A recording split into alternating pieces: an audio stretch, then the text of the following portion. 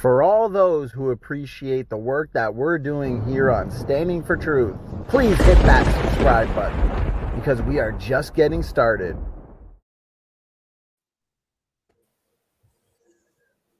All right, looks like we are live, gentlemen. This is our third part to our series with Stef, and it's actually the fourth part if we consider our video on oil exploration. So please, guys, check out Stef's previous videos and lectures with us. Today's exciting.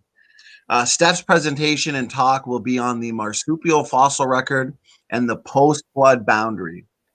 I've got Ron, Matt, and George with me as well for this. Thanks for being here today, brothers. How's everybody doing on this beautiful morning? Yeah, I'm fine. Thanks, Standing. No problem. I'm good considering I woke up at 4:30 in the morning. George, I'm thinking of giving you a raise, brother, because you do too much for us. 4:30 in the morning. I didn't even know there was a 4:30 in the morning to get up to. Yeah, well, I can tell you I don't come cheap, okay? No problem, brother. Yeah, this is awesome. Matt, thanks for being with us as well. You got your coffee ready or what? Oh man, no, not for me. That'll boy. Anyways, let's get right into it then. All jokes aside, thanks for being here, brothers. We got a good presentation ahead of us. Stef, I'm gonna hand it over to you. Yeah, thank you, Standing. Yes. Yeah, I was asked by George actually to talk about this marsupial fossil record and the post-flood boundary. And so I'm looking forward to it. And I think understanding plate tectonics is the key to all this. And so I will start with addressing plate tectonics, catastrophic plate tectonics and hydroplate tectonics. And then I will go on with the post-flood boundary. I will show that the ice age is actually part of the flood evidence. So all the ice age features are part of the flood, most of it at least. And if we understand that, then I will address the marsupial fossil records. So that's for the end of it. So. And Stef, I'm just going to jump in there because I want to make sure everybody's hearing the presentation as clearly as possible. I'm not sure if it's just me, guys. It could be your microphone a bit when you move certain move certain ways. There's some crackling noises. Do you guys hear that at all? Yeah, a little bit. Yeah. Maybe it's touching on his shirt or a jumper. Yeah, it could be. It could be. We could still hear everything nicely, but I mean, because this presentation I think is going to be so well done, I want to make sure there's no audio issues. Yeah, I think the wire was a bit, so hopefully now it's better. I hope so. If not, then let me know. So I would like to address the plate tectonics first. And that starts in Genesis. Obviously, our work starts in Genesis, and so what I would address here is that God hammered and stretched out firm, solid expanse and stored water underneath it. That's important it's very important to understand or to believe, and he confirms it later in Genesis 2 when in the paradise the streams came up from the earth and watered the whole surface. So that suggests again there is water buried underneath the earth. And also in Psalm 136, there it said that God spread out the earth above the waters. And there is also a plural in here. So my conclusion from this is that God created the continents in creation week, and this solid expanse, what he made, that is the granite. The granite, continental rock, and underneath that there was fresh water. And in the oceans there was fresh water as well. So that's something I just want to settle. It's written in Genesis, and I know there is a lot of discussion going on, but I will go on with this presentation, and at the end you will understand that this is the only possible fit for all the evidence that we have, for all the observations that we have. So later on, during the flood, then again this water underneath the continents plays a major role in here, because all the springs of the great deep burst forth. And that means that on all these continents, the waters came out. And 150 days long, there was fresh water coming from underneath every continent. And now the question, how did this water, what drove this water out? What was going on there? And I come to the conclusion that there was a lot of volcanics involved with the flood. And that's simply observation, because we see all this sedimentary rock with interfingered with volcanic rock, with magmas and lavas. So and what we know from water, you can hold water in a closed volume. However, if you introduce extra heat in it, or extra volume by magmas, then this water will burst out. So, and then this water will deliver sediments on top of the continental rock, on top of this granite. And so there will be a whole lot of sediments will be delivered, deposited on top of this granite. And then, well, it's only a sketch, you know. I'm sketching what I believe happened, and later on you will see that there are quite a lot of observations to confirm that. And what I would like to address here is that this water underneath the pressure of the continent, there is a high pressurized water. This water can contain loads of sediments. It can contain it by calcium carbonate, for example, can dissolve into this water. And as soon as it's released into a lower pressure, in atmospheric pressure, then the calcium carbonate will be precipitated out of the water and will form crystals and will form this, will become part of the sediment layers on top of the continent. So the continent is becoming buried underneath sedimentary layers, and the water underneath is going out.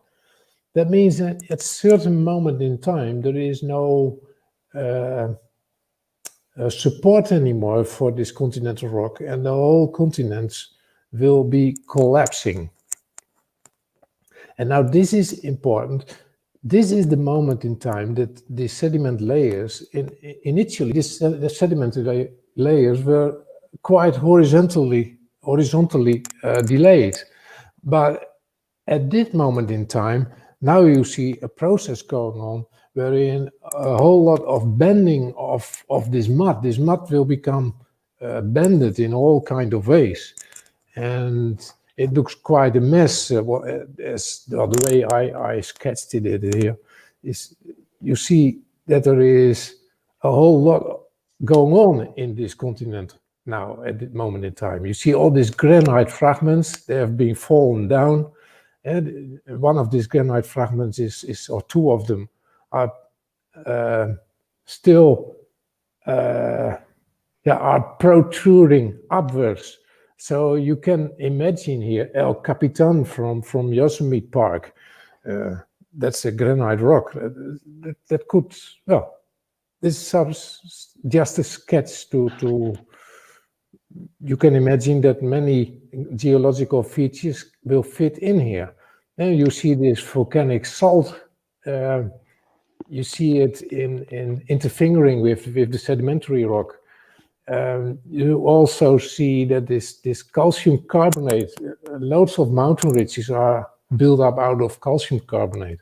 You see how this volcanic, but I believe it's volcanic. Not every geologist will agree with that, but just in the newest Journal of Creation, Mike Ort wrote a paper in which he defended that calcium carbonate could be from a volcanic origin. So that's in here. You also see that the sediment layers are banded very well, and that can form mountain ridges as well.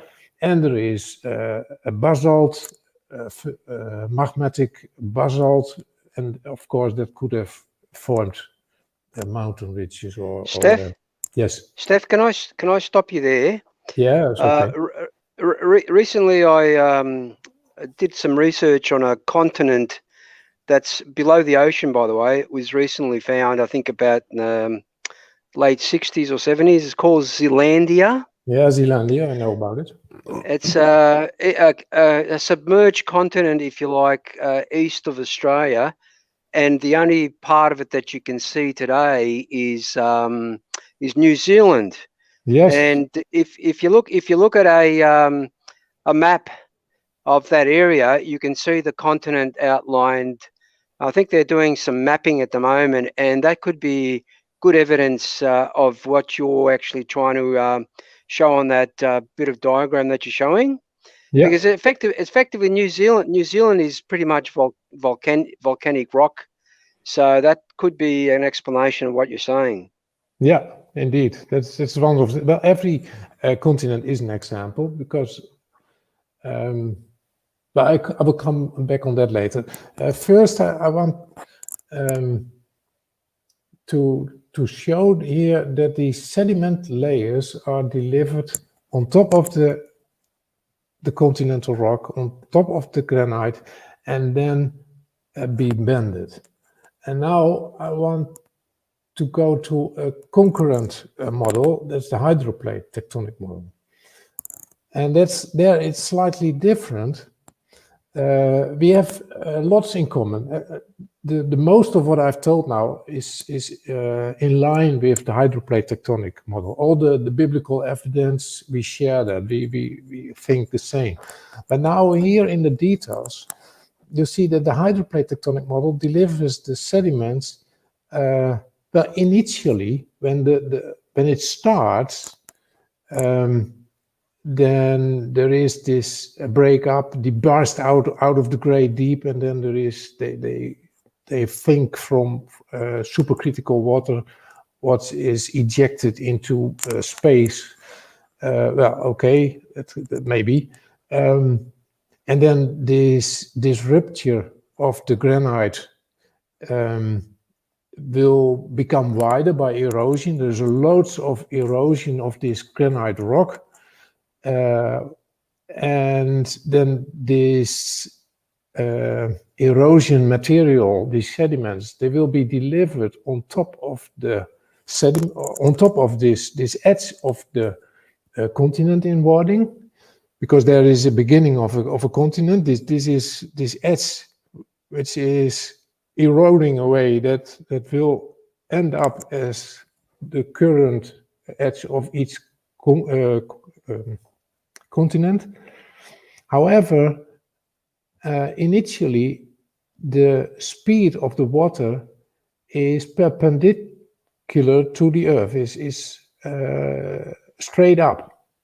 However, when you erode this bars farther on, and it will become very wide, it will hundreds of miles, it will thousands of miles, widen up to thousands of miles, then the speed in horizontally direction is, well, maybe I can, now I can show it better maybe. Look, what we see here is the speed from left to right. It's a horizontally speed. It goes horizontally and then it goes up. Do you see that? Yep. Yep.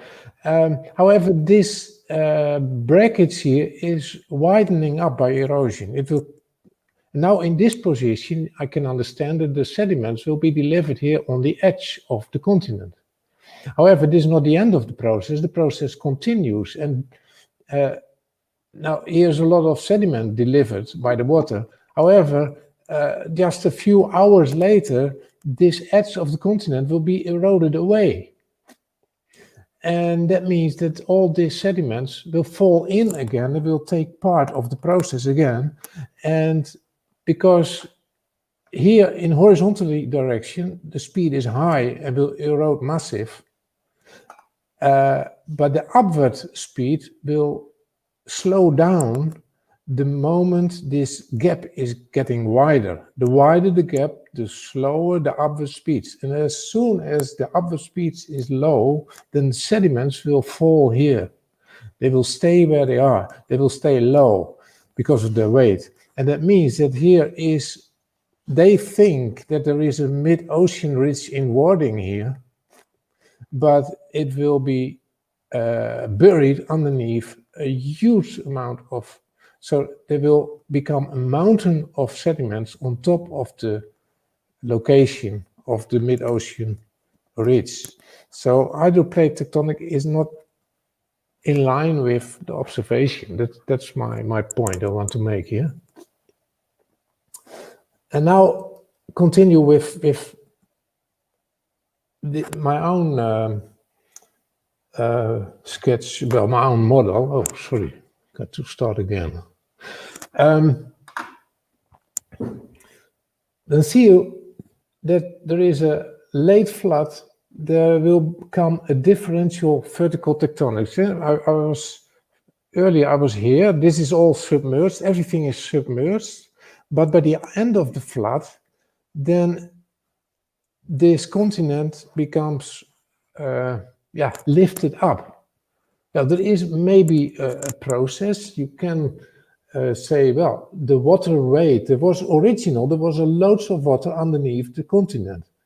And now this water from underneath the continent is delivered to the oceans. So the oceans will lower down by the weight of the extra water, and the continents will be leveled up by the miss of the weight of the water. So that's an isostatic leveling that's possible. There are other things possible, like volcanic power. It's good enough to bring up the continents, to level them up. Anyway, it's in line with Psalm 104, and I like to go on the biblical accounts. And this is very much in line with the observations. So I would say it's leveled up at the end of the flood, late flood. And that's a process together with volcanics and salt tectonics. These mechanisms did bend the sediment layers even more, because that's important. We see the observation again is the sediment layers, they have been bended abundantly. And this process delivers the mechanisms to do so. So now I would like to address catastrophic plate tectonics, and that's another concurrent model. And I think that the reasons why, the main thing from catastrophic plate tectonics from the model is that it occurred during the flood. And as you saw already, I started with continents in place in Genesis 1 already, in Creation Week. So, but there are some observations what at first sight promote catastrophic plate tectonic during the flood. However, I think they are misleading. And that's at first the bended sediment layers. That sediment layers are bended is not a strong argument in favor of catastrophic plate tectonics during the flood. Because catastrophic of CPT starts at day one of the flood. That's the model. It starts at day one. So at day one, these continent, the Pangea, broke up into the other into the smaller fragments. And that means at that moment in time, there are no sediment layers on top of the continents. So it starts to float first. However, this bumping of these continents is the main reason to bend the sediment layers. But the sediment layers were not there at that moment in time. So there is a time problem. It's in an opposite time. And another thing is misleading, that's the similarities in sediment layers on every different continent. And we see these similarities everywhere. Every continent is, well, we see this geologic column. And that's a major similarity on every continent. However, that's only because the flood was worldwide. Every continent had the same processes to undergo the same processes. So it was the same flood on every continent, and every continent collapsed, and they all had the same. So that's not a reason that they were all together before the flood in one Pangea. That's not really. And another thing is the distribution of the fossils. It overlaps different continents, so they say these animals must have lived in one big area. Therefore, these continents must have been at one position altogether when these animals lived there. However, take for example the Mesosaur fossils in South America and Africa. Well, that sounds pretty well, okay. However, we have Mesosaur fossils in the Netherlands. So are we now saying that the Netherlands was connected to South America once? No, obviously not. So this is not a very strong argument. And if we look at the work of Dominic Steven, and yeah, I will supply a link for it in the description of this video. Dominic Steven did loads of work of biogeographic, how did they say that? The biogeography. And he did lots of work in biogeography, and that's all post-flood what he investigated. And this, what can I say? He showed in there that the oceans are the highway by which animals have been distributed over the earth post-flood. So that means that before the flood, the oceans also could have been a highway to distribute animals, living animals. So again, this is not a very strong argument in favor of catastrophic plate tectonics during the flood, okay? Let's go on. Sorry, where am I? So then I have also some reasons why catastrophic plate tectonics not took place during the floods, because it's simple way impossible. Let's look at the sediment layers on top of the continents. The sediments are found on the continents, are not on the oceans. But if you have a submerged racing continent going thousands of kilometers underneath the water, then the latest place on Earth to catch sediments from this erosional event is the continent. You will find all the sediments in the ocean, on the ocean floor, but not on the continent. And another thing, the continents are huge. They are thousands by thousands of kilometers wide, and they are up to 80 kilometers thick. Will that plow through the mantle rock? It's far beyond imagination. That can't happen. So, well, you can say, well, there are powerful forces in the earth, volcanic forces. So, well, okay, let's pull this continental rock down into the mantle. However, wherever you pick up this rock and you pull it, it will just break down. It will break there where you pull. So it doesn't work. And then with volcanic power, you can push it. You can push this continental rock, and then you will push it to there where you want to have it. However, again, only the location where you push, there the rock will shatter, but the rest of the continent will stay where it is. You can't bulldoze with a bulldozer this continent thousands of kilometers aside. Then the rescue device is, okay, we believe that the continents were floating on the mantle, and the mantle was a liquid for a short time. Now, in that case, then the continent floats on this liquid mantle. And anyone who has tried to push down an ice sheet on water, think about an ice sheet, what's floating on water, and you push it underneath, then again you will find that it's impossible. So this mantle, if it floats, then the floating force will prevent subduction of thousands of kilometers. So it's in contradiction with the observation that whatever observation you have, it will not fit in with catastrophic plate tectonics during the flood. And also the atheists, they are laughing out loud because of this idea, because it's something like pulling inside out the whole Earth.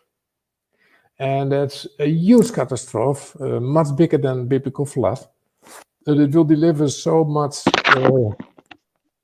poisonous gases that Earth will be impossible to live on during thousands of years. So my conclusion on plate tectonics is that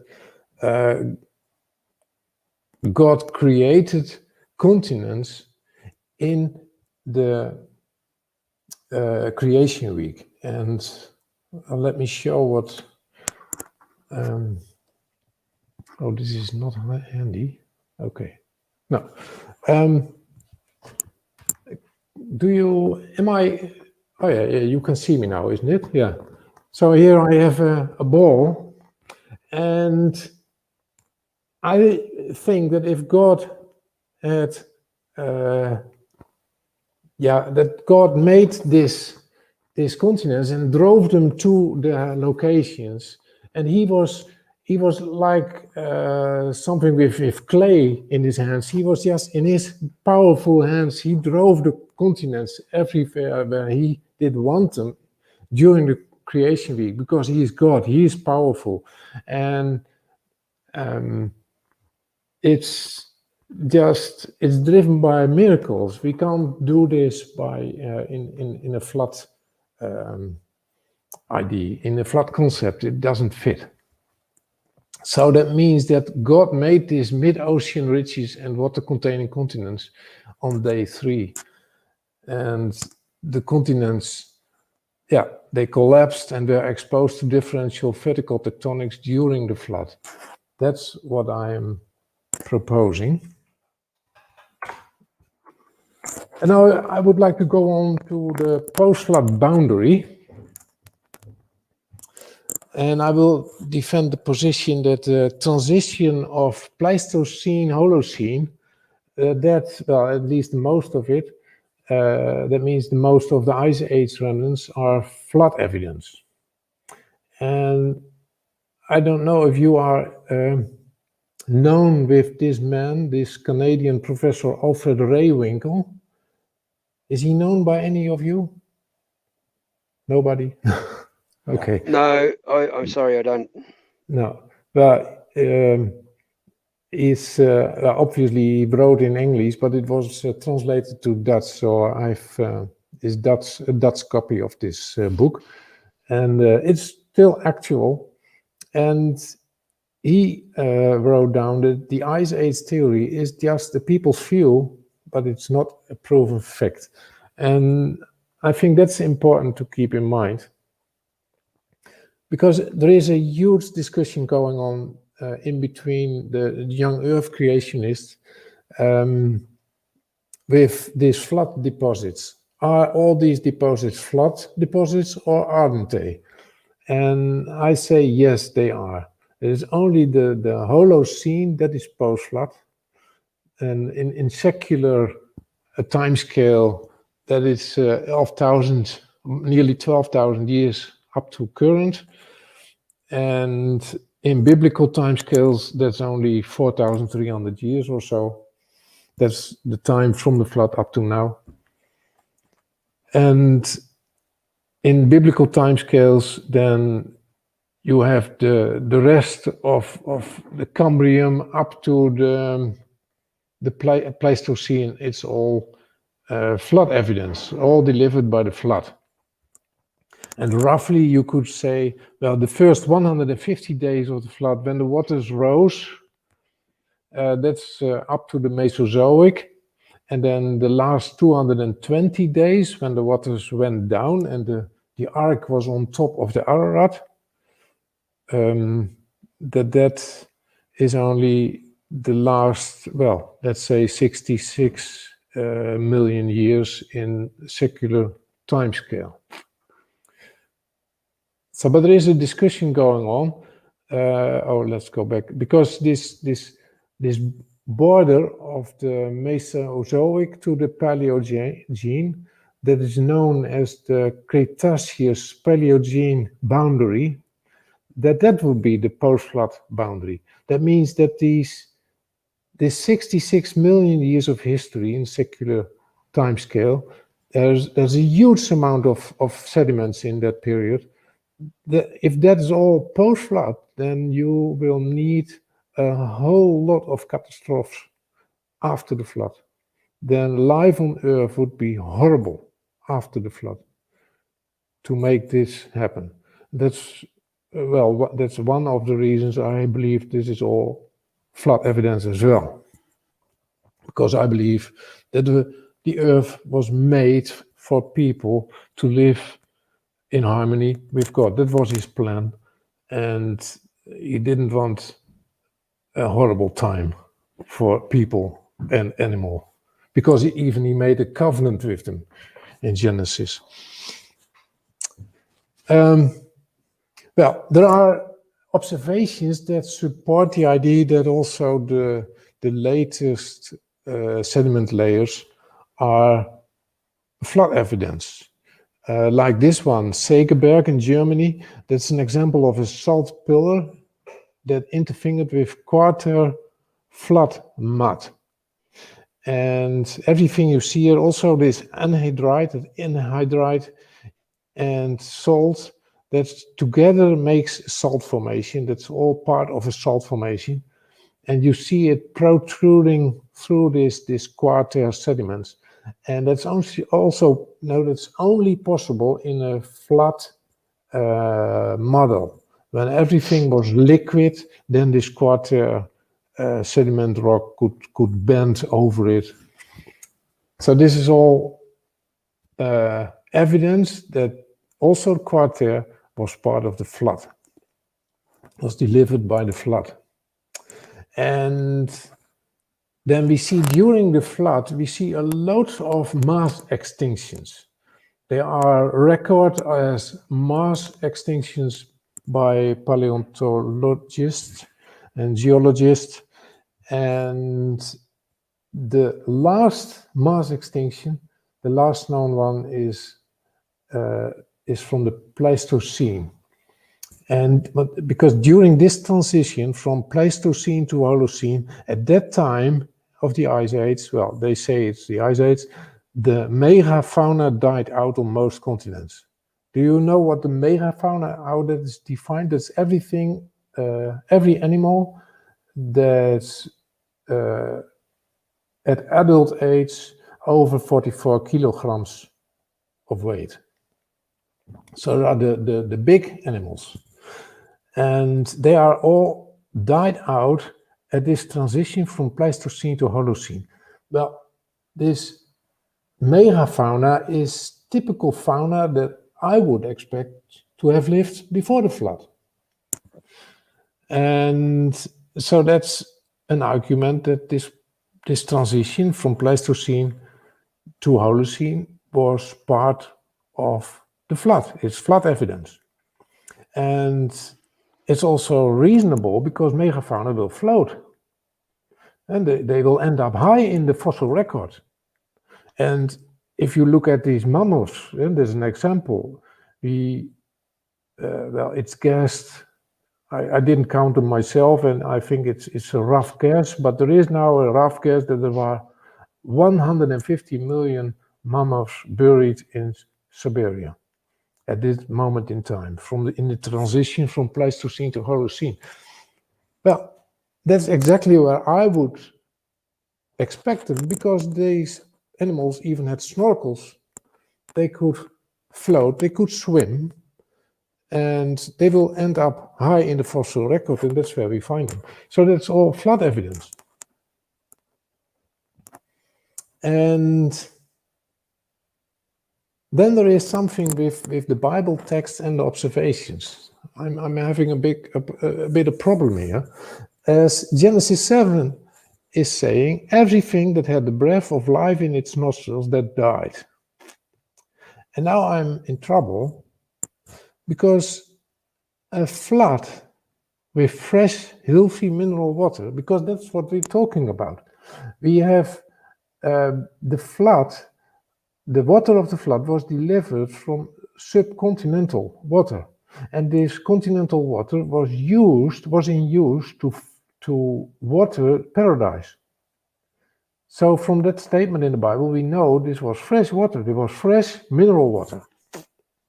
So we had a flood with fresh, healthy mineral water.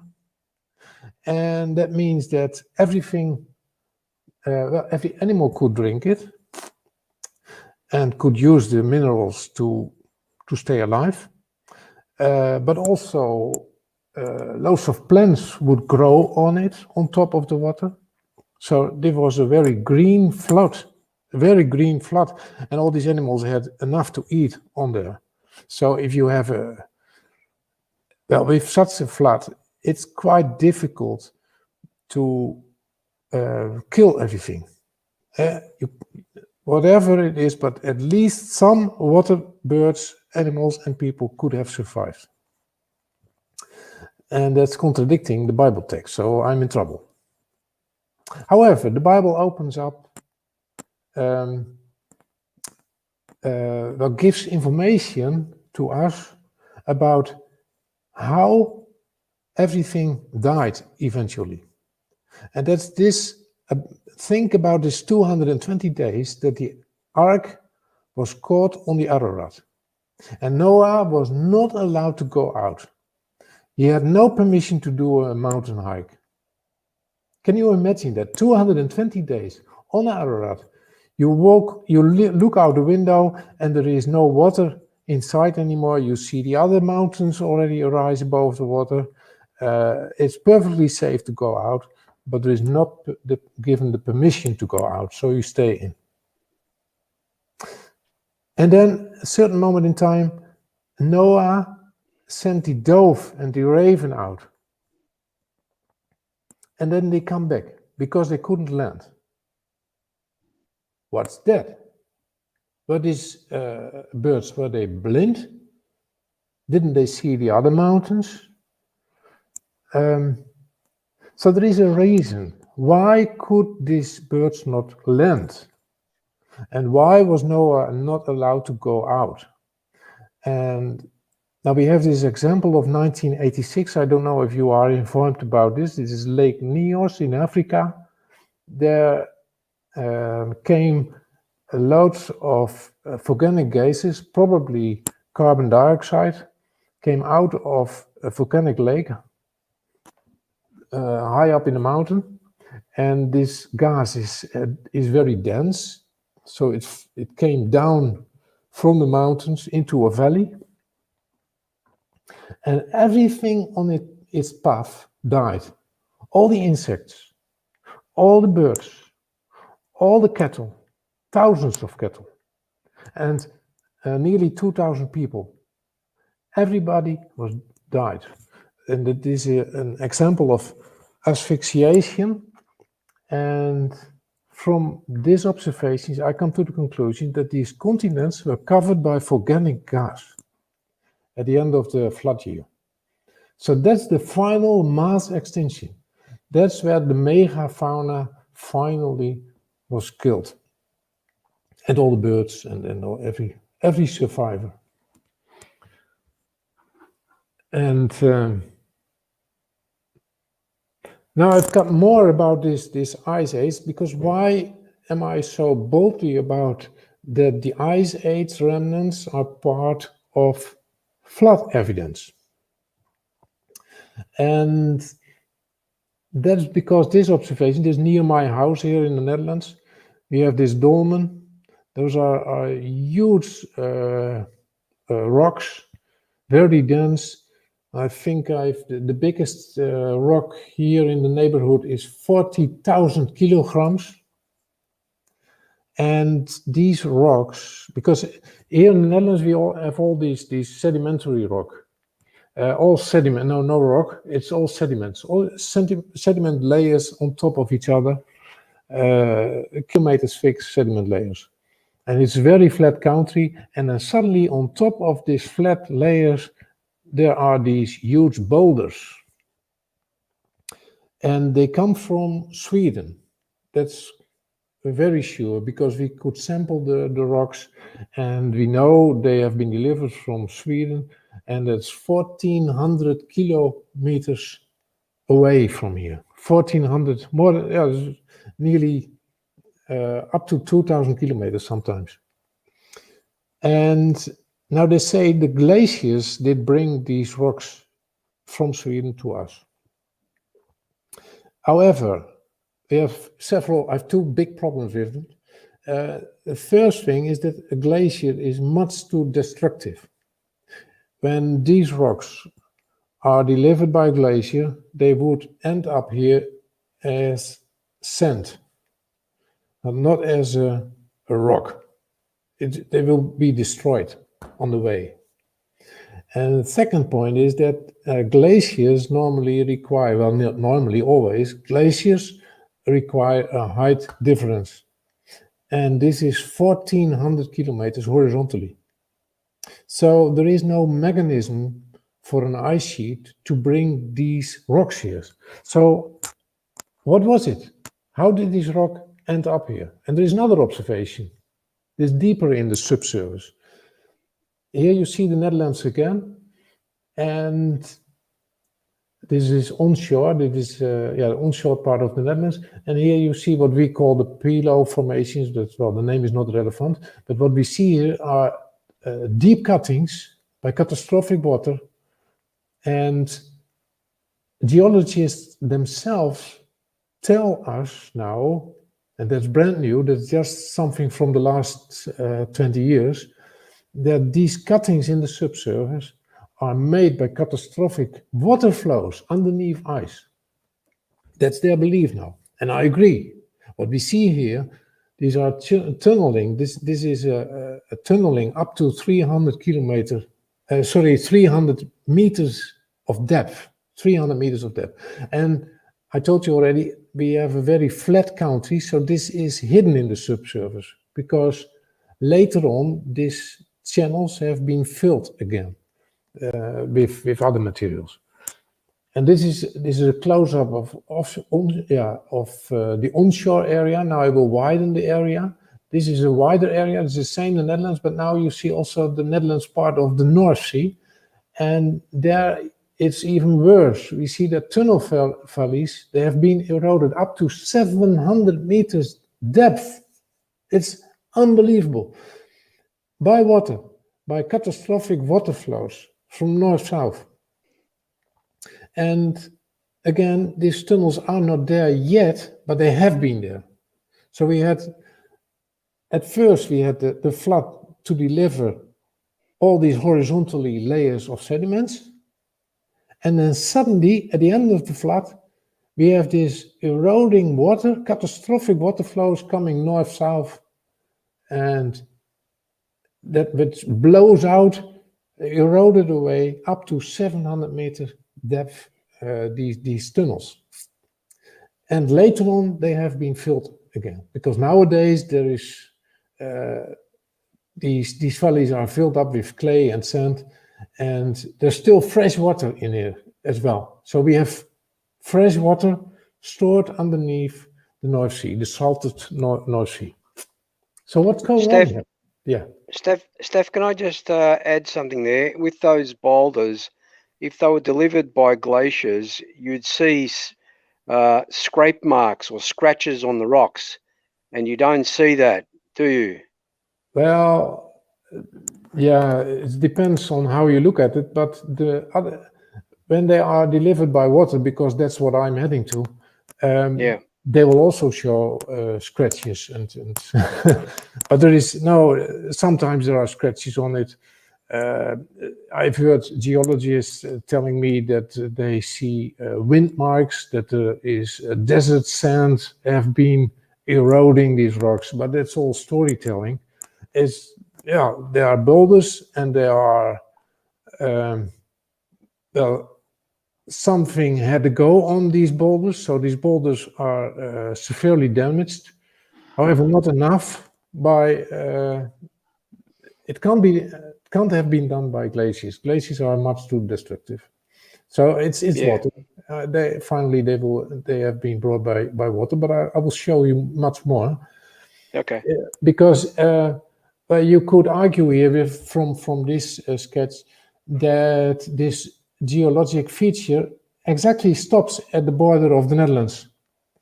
You see that it's quite clear, this picture. The geologic feature stops at the border with United Kingdom, and it stops in the east side with Germany. Well, obviously not. It continues there. Yeah, very interesting. Yeah. And so it goes all around the globe.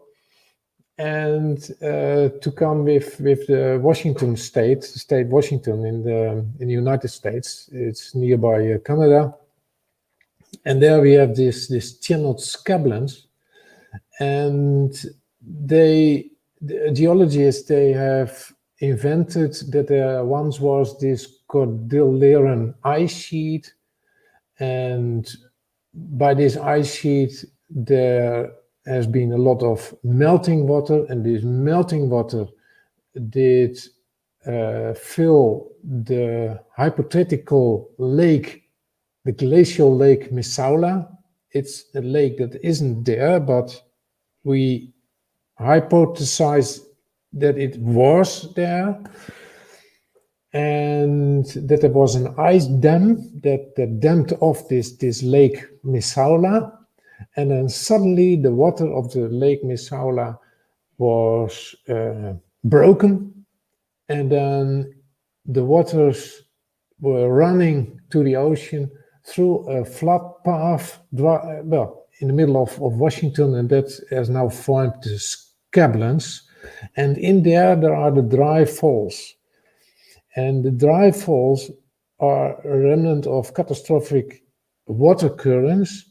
And these dry falls and all the water currents are tens as large as the Niagara Falls, but they are dry. Well, while you're on that, I believe, I think it was Doki that asked that question about the dry falls. So I guess you're answering her question of a few weeks back when we were discussing the oil exploration.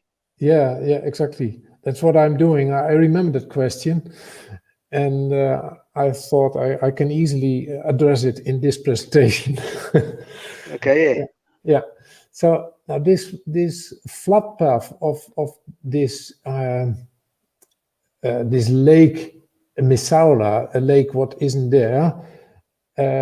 This flood path is that big that even this lake Misaula is not big enough to create it.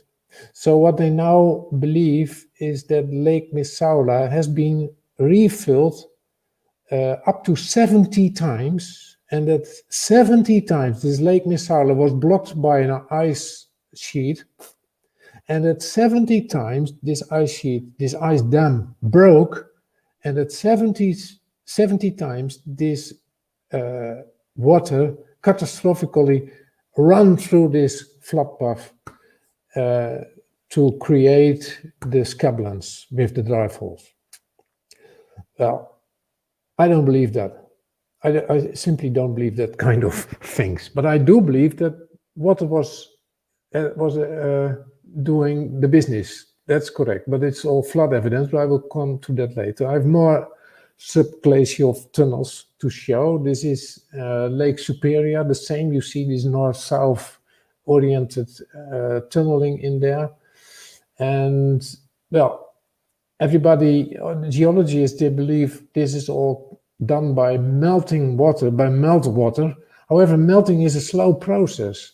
Melting water can locally create some catastrophic water flow, but this is not locally. This is worldwide. So what's going on here?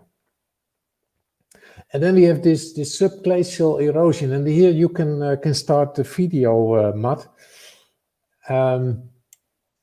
This is the subglacial erosion of Kentley. That's a rock in Canada, and well, I'm here in the footsteps of Canadian Professor John Shaw. I will address that later.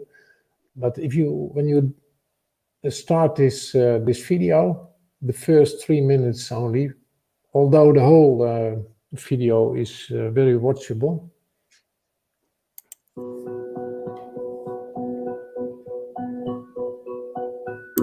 Oh, I don't see the video, by the way. I don't know if you guys see it. Yeah, I can see it. Oh, that's I only see my own presentation.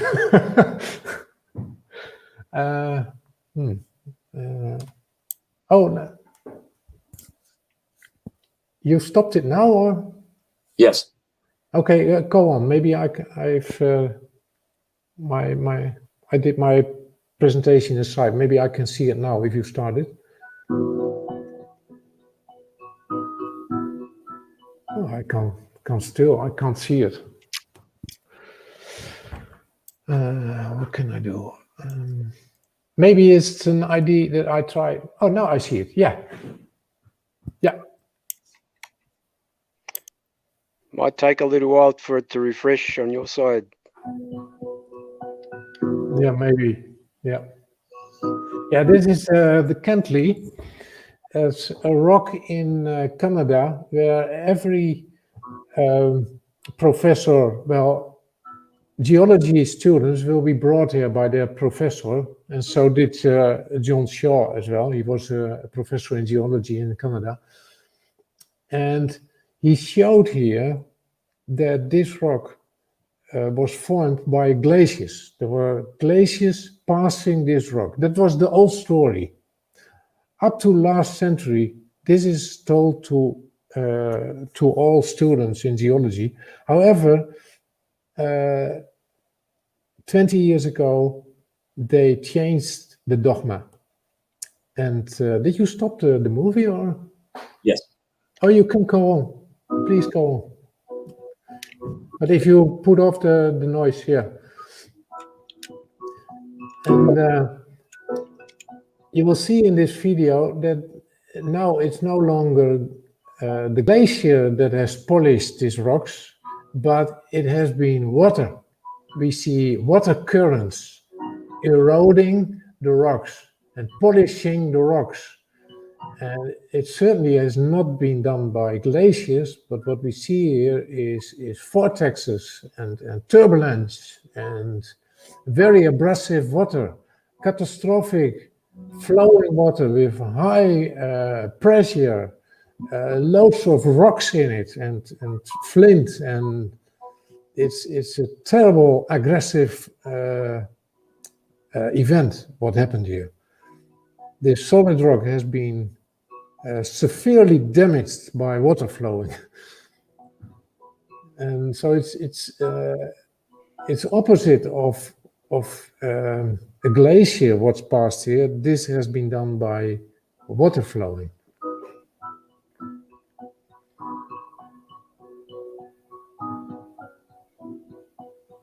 By the way, this man who shows this, I know him personally. He has given a presentation here in the Netherlands about this rock. Here you see the water currents polishing this rock. And now there comes some rock in it as well to show how abrasive and how aggressive the rocks are coming. And they go their way. It's just a sketch of how these vortexes will go.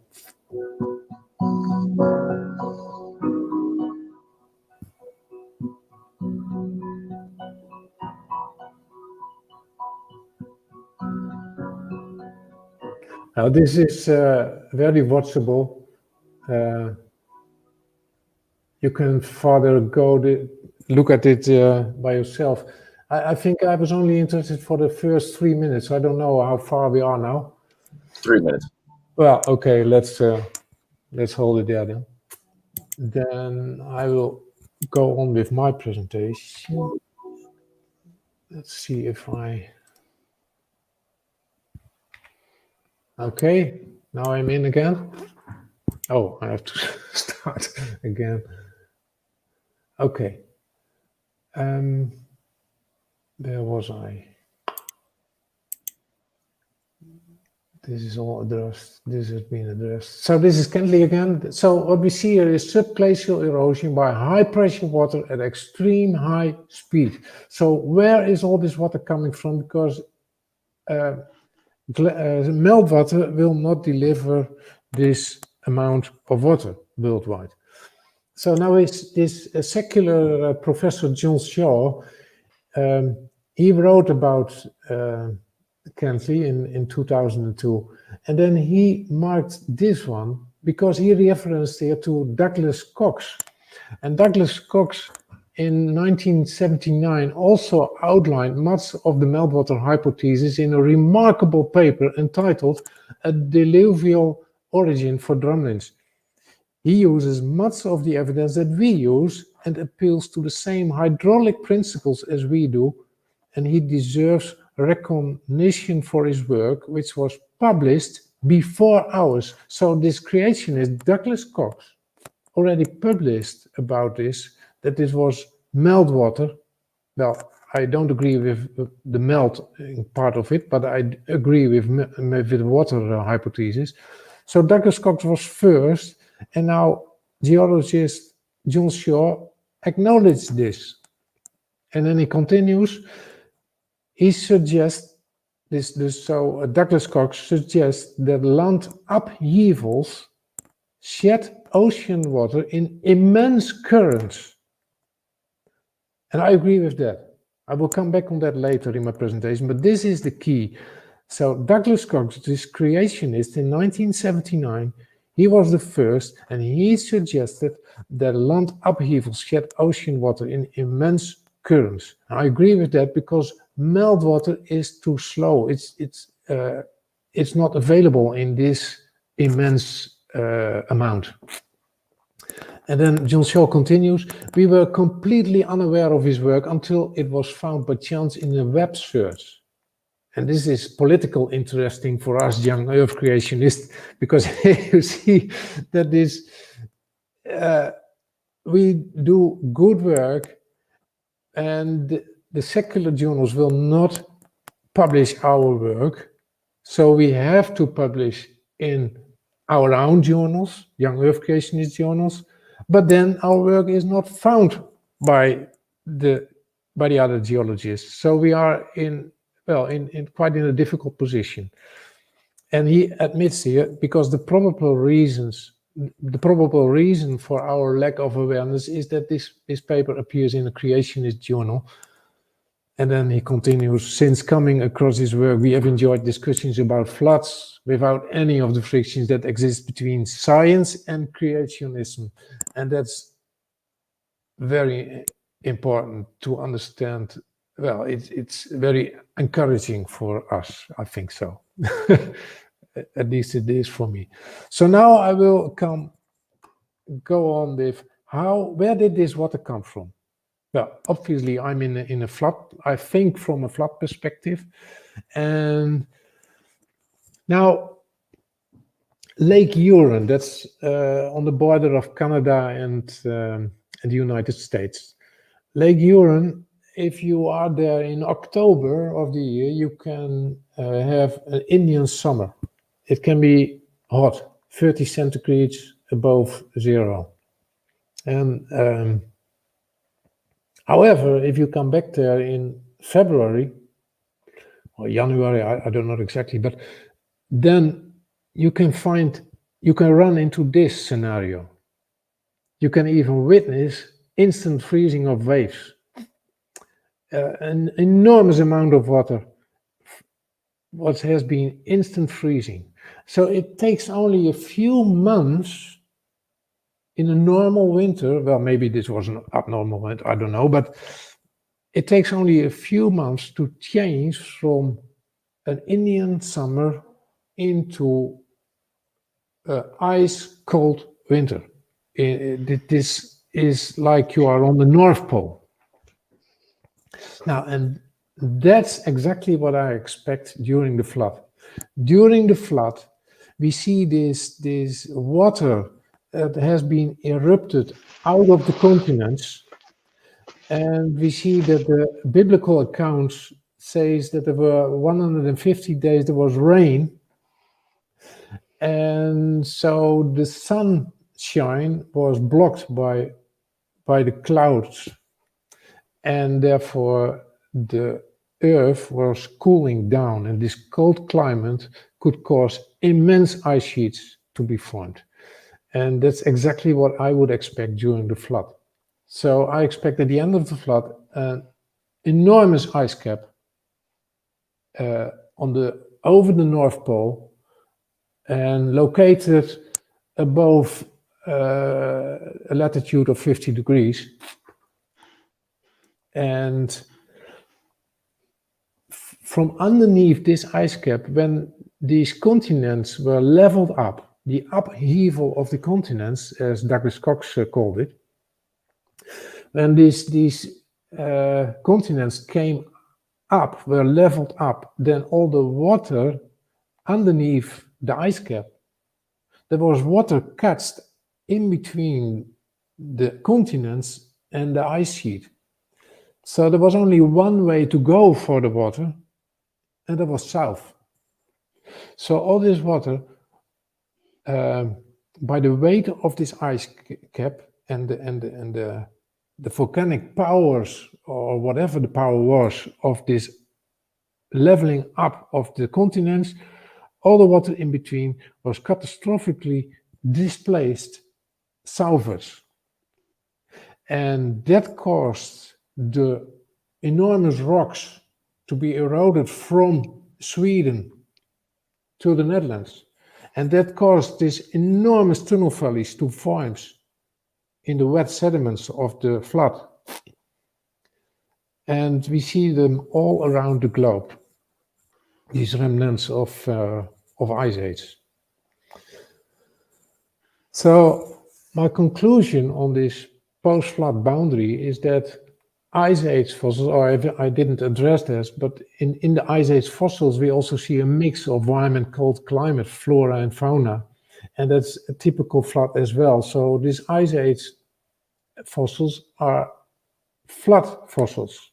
So ice age is a post-flood boundary. And I can imagine that some animals and people and birds survived and entered the continent, but eventually died in this 220 days in the second half of flood year by volcanic gases. And another thing, interesting thing, dinosaurs even might have laid eggs. Why not? It just takes a few minutes to lay an egg. So they might have do that. And these ice caps were built during the flood year. It started at day one of the flood. These ice caps became built. And then this subglacial water eroded the continent's late flood. And then post-flood, and then we are post-flood in that scenario. When post-flood, this ice melted, and that's a slow process. So in this slow melting process, the tunnel valleys became filled with clay and sand, and these tunnel valleys still are holding fresh water from that event. So that's my conclusion on the flood boundary. And now I would like to address the marsupial fossil record, and I can be very short about it. There is a discussion going on in Young Earth journals, Young Earth Creationist journals, about this record, because this marsupial fossil record, we find them after this Cretaceous Paleogene boundary. So there are some young Earth creationists, they say, well, this is evidence that these marsupials are post-flood. These fossils are post-flood. Because how else can you imagine that these animals went to the ark and came back again? So they must be fossilized in that location post-flood, after the flood. I strongly disagree about that. Here again, this is to help you to see, to get the picture again. This guy, by the way, is Armand. It is Chet Armand who wrote this is post-flood. Here you see again the flood deposits, and this 150 days that the Mesozoic and Paleozoic was delivered by the flood, and then the 220 days that Paleogene, Neogene, and Pleistocene was delivered by the flood. And here you see that Chet Armand, he argues that this marsupial fossil record is post-flood, because it is found only in Paleogene, Neogene, Pleistocene. And he said, how on earth can a marsupial just be fossilized at a location where nowadays live marsupials again? So all kangaroos, all fossilized kangaroos that we found, they are on Australia, and the living kangaroos are on Australia as well. So that, in his opinion, that is a strong argument that this all these sedimentary layers, Paleogene, Neogene, and Pleistocene, are post-flood. And I say, no, this is strong evidence that these layers are from the flood, because God is a creator who works to a design. He designed the earth to have kangaroos in Australia. So before the flood, he already put the kangaroos in Australia. So he brought them from there, he brought them to the ark, and then the flood came, and then when the flood was finished, he brought them back again to Australia. So, and this is the problem where we are dealing with. Why do marsupials just live on top of marsupial fossil containing rock? And we see that in South America, in New Zealand, and Australia, and some of the big islands like New Guinea, that these animals, they lived there before the flood, and they have been brought back after the flood to the same islands. That's very surprising, and it shows, in my opinion, that God was working towards a design. Before the flood, in creation, we get a design, and he recreated his original design after the flood. So this guy, Armand, he says, how could water-surprised animals be fossilized in their habitats if it slides thousands of miles away from them? And that's a key question, because if you are presupposition is that catastrophic plate tectonics took place during the flood, then this question is very relevant. Because then you will never end up with a fossil, with a flood-based fossil in the same position as where it lived. That's impossible because this continent is submerged, raising thousands of miles away. So you can't end up on the same continent as where you live. However, their habitats didn't slide away because this catastrophic plate tectonics didn't happen during the flood.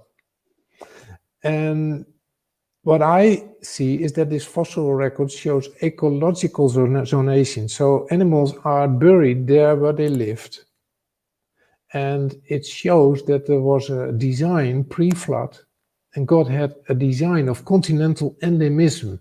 And I don't know if you guys know what continental endemism, but continental endemism is jargon for that kangaroos lived on Australia. And well, and there are several more, but I see in all this the evidence that God created all this in creation week, and he recreated it after the flood because he holds to his plans. So he brought the animals to the ark, and he brought them back again. So my conclusion on this marsupials is that God created continents and continental endemism both in creation week. God brought animals from every kind to the ark. So he picked them up at the isles and continents, wherever they were, and he brought them to the ark. And God brought the animals back to their continents after the flood, to restore continental endemism after the flood. And that makes this marsupial fossil record flood evidence. As all Cenozoic fossils, up to including Pleistocene, and all the Cenozoic fossils, there are a flood evidence. So that's the presentation I want to, and I realize that this is complicated, the last thing. Maybe my language problem is some, but okay, I don't know if you have any questions. Yeah, I didn't want to interrupt you while you were talking, Stef, but I might have forgotten a few of the points you were making, but just for the audience, if they want to read a good article, and I think you mentioned it during your talk by Dominic Statham, Yeah. there's a creation.com article called Migration After the Flood. I read that last night or the day before that, sorry, and I thought it was a very good explanation of biogeography, as you mentioned. Yes. But just on another matter, because it may not be clear to some people, you're saying that there would have been large slabs of ice created after that initial 150 days of rising water. No, not created. Not created because after. Yeah, if you can expand on that, because I think some people might be mistaken as to what you're actually saying there. Yeah, what I'm saying is that these ice caps at the North Pole, and I assume there was an ice cap on the South Pole as well. These ice caps were formed from day one of the flood. They started to form at day one. As the biblical account is that the rain started to fall at day one. So these clouds were they at day one. That means that the sunshine was blocked, and the cooling down started at day one. And this rain at the North Pole, it never rains. At the North Pole, there always comes down ice. So I expect the ice sheet on the North Pole and on the South Pole as well to have been formed starting on day 1. Okay. Matt, you got any questions? Absolutely. All right. So I noticed a big difference with the model was in the beginning. You said that the fresh water was under the crust, and in hydroplate theory, it's salt water that's underneath that comes up. That would be a big difference. So would the salt domes be one of the reasons that the oceans today are salinating? Because becoming more salty over time. Mm-hmm. Great. I was wondering where the salt was coming from. Yeah, the salt is a volcanic rock, and it's in an earlier presentation that I detailed that out. And the Bible proves to us, there is biblical evidence that the water underneath the continent that watered the paradise. There was fresh water. You can't water the paradise with salt water because then it wouldn't be a paradise anymore. I presume you agree with that. So the biblical account gives us evidence that this water underneath the continental rock was fresh water. There is another evidence that's in Revelation. In Revelation, you see that when Jesus Christ comes back, then the new Jerusalem comes down and will stay on the earth. So heaven comes to earth. God has made his original plan was heaven on earth. And then we see that from underneath the throne of God, the seas, the oceans will be refilled with living water. And that is fresh water. So Revelation gives us is a continuing revelation on Genesis, because Genesis is old and is difficult to understand what's exactly meaning these old words. You can discuss about it a lot. However, the Bible is a continuing revelation. So the Bible gives us gives answers on the questions you have on Genesis. So you can question on the water of Genesis 1 verse 1. The Spirit was over the waters. And but is salt water or what is fresh water? That's a question. The text isn't telling it to us. And however, we see in Revelation that God starts to bring living water again to planet Earth. So I can conclude from that he started with fresh water as well. And it's logical, to be honest, because how will you raise paradise out of the water when it was salted water? It's not very logical to have salty water in Genesis 1. So all these arguments together give me strong evidence that the water, what was buried. Oh yeah, because when in Genesis 1 verse 1, the water was fresh water, then this water was separated in two layers, a layer on top of the continental rock and a layer below the continental rock. Because the solid firmament that was expanded to split up water above and underneath it, that's all the same water. It was split up above and underneath, and so all this water was fresh water. So the water that ended up underneath the continent, it was fresh water. And now, since the flood, things has changed, because now we have a lot of volcanic rock, salt rock, of rock salt. We have this rock salt, sodium chloride mostly, and that's diluted into the water. The flood has delivered salt formations high up in the mountains. So when it rains, then you will find salt rivers running down from the mountains into the sea. or into the lakes, like the lake you have investigated in the Andes. There in the Andes is high up in the mountains. There's a huge salt formation, and run salt rivers down from these salt formations into lakes. And if such a lake is in a very dry environment, then the water evaporated and you will end up with a salt flat. Stef, how do you explain the tropical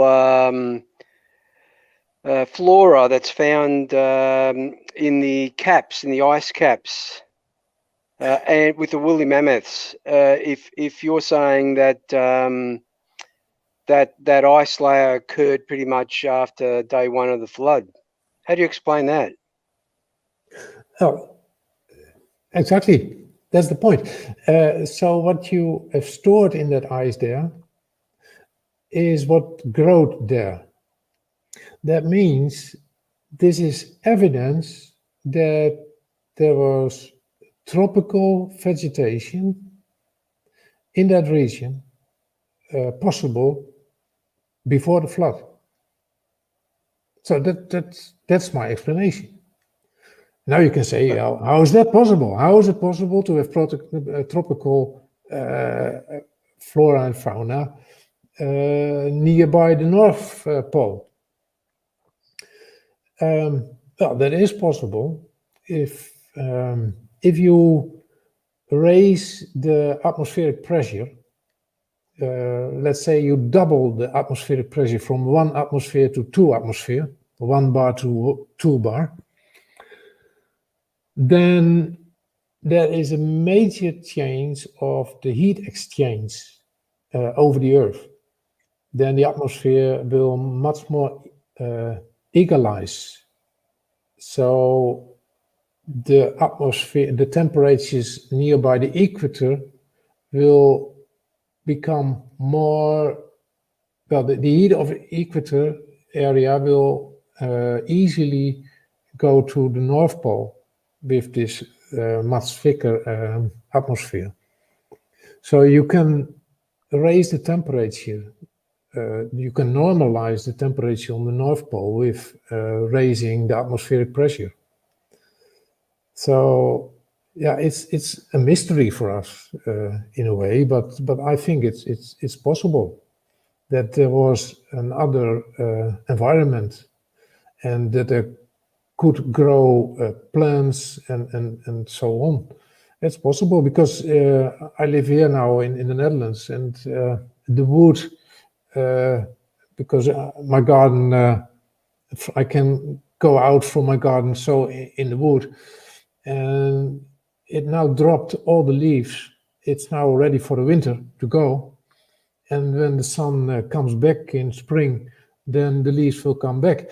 And it's driven by sunlight and cold weather, that mechanism. And I think that it's when it's warmer, then these trees might have been possible to live farther north. Why not? There are even known some trees that live very north. So yeah, that's all possible. The calcium carbonate you said was made during the flood. Would that make limestone as well created during this time? Yeah, absolutely. Yeah, dolomite and limestone. Dolomite, and there's also this mysterious 50% magnesium in it. And there is no geologist that has a good story on that. That's typical igneous rock. Yeah, Mike Oort wrote in the last Journal of Creation, wrote a good article on that. I don't know if I have it here. No, I don't know where. Oh no, that's in a digital. They don't print a journal anymore, so I can't grab it. It's somewhere in my computer. Sorry. But he wrote a good article that calcium carbonate can be from a primary igneous origin. The same what I did with sodium chloride and the salt formation. Now he's suggesting that for calcium carbonate as well. And that's based on the same Vulcan as I use. That's the Oldonio Lengue in Africa. That's a Vulcan that delivers calcium carbonate every day. Yeah, it's pretty much what John McKay said a few weeks ago. He said it's a chemical process. So calcium carbonate is really a chemical process, and you see it, I think, during volcanic eruptions. So yeah, that's possible. Yeah, it's a chemical process. It can also be the calcium carbonate is a funny thing. It can be delivered by volcanic processes, but it can also be delivered by water, because especially by the water of the flood, the calcium carbonate is not very well soluble in water. And you can put a kettle on, and then you will find some chalk in your kettle at home. Yeah, do you copy? So when you raise the temperature of water, the chalk will get out, and there's only it's so minor. Yeah, it's very less amount of salt of sodium chloride. No, I'm mixed up now. Sorry, it's a very small amount of calcium carbonate in water. However, at a high pressure, when you go over a pressure of 4,000 meters of water, so in the oceans, when you drop a shelf, the shelf is calcium carbonate, and you drop it in the sea, then it will stay a shelf and it goes down. However, when it goes to a depth of 4,000 meters or over 4,000 meters, then it slowly starts to dissolve, because it will dissolve at that pressure. So that means that if you have water out of the great deep, and you bring this water, what contains a huge amount of calcium carbonate at that moment in time, it will dissolute at that high pressure. It will be dissoluted in water. Then this calcium carbonate holding water will be brought into the atmospheric pressure. Then the water can't hold it, and it will precipitate out of the water. It will form crystals, and will be delivered in as sedimentary rock. Yes, yeah. Steph, I'm not sure if Matt has got any more questions, but we've got David McQueen waiting. Can I ask you one last question before we wrap it up, so we can go to David McQueen? Yeah. Reading some of those references you provided a couple of days ago on the drumlins, how do the drumlins fit into your discussion? The drumlins, that's I parsed it a bit because it's complicated to explain what a drumlin is. So I just ignored it. Okay, well, I'll just explain to the viewers. A drumlin, if you can imagine a giant egg laying on its side on the landscape. So it looks like a giant egg that's half buried in the landscape. That's pretty much what it is. And I was reading about it, and I must be honest and say I didn't know much about him at all. The first time I ever heard the term drumlin, and I didn't have time to research it further. So I thought I might ask you that question and see if we can expand on it. But look, I think Standing for Truth is waiting on us to wrap it up so we can go on to the David McQueen discussion. Okay. So unless you've got something to sort of close up. Well, I will put some information about his drumlins in the description of this video. And, okay. Then people can find out it themselves. And yeah, but I hope that my presentation made my position clear then, and I hope it enlightens you. Actually, I got to say, I really enjoyed that, Stef. I'm wondering in the future, maybe when we premiere this for the audience and for our viewers, if they have a list of questions on this model of vertical plate tectonics, maybe we can have another stream related to this one where it's strictly a question and answer period. Oh, great. Yeah, good idea. I think Yeah, that would be good because to be honest with you, I've got a bunch of questions too. But since we got to wrap it up, I think maybe I'll save those for a follow-up Q&A to this. I think, yeah, because I'm looking at I've got a ton of articles saved on the VPT model from Dr. Michael Ord. Okay. So I really enjoyed this stuff, and I'd really look forward to a secondary show where we can just ask some questions, because you did a great job. It was a really good presentation. I appreciated the visuals, and it was really informative. So thank you, Stef. This was great. Well, thank you very much. Yeah. Okay. Up to the next. Yeah, up to the next. Well, God bless everybody. Matt, I know you still got some questions too, so save those. We'll gather a bunch of questions when we premiere this as well. And yeah, we'll be looking forward to a secondary, a part 2 to this one. So anyways, any final words, guys, before I shut it down? No, thanks, Stef. Thanks for waking me up at 4:30 in the morning, by the way. Thank you, guys. Okay. Well, it was a very a really well done presentation, Stef. So you kept our attention and you kept us awake. So that's good. And I know it's nighttime for you, brother Stef. So you get some good sleep, and we appreciate your work that you're doing. So God bless.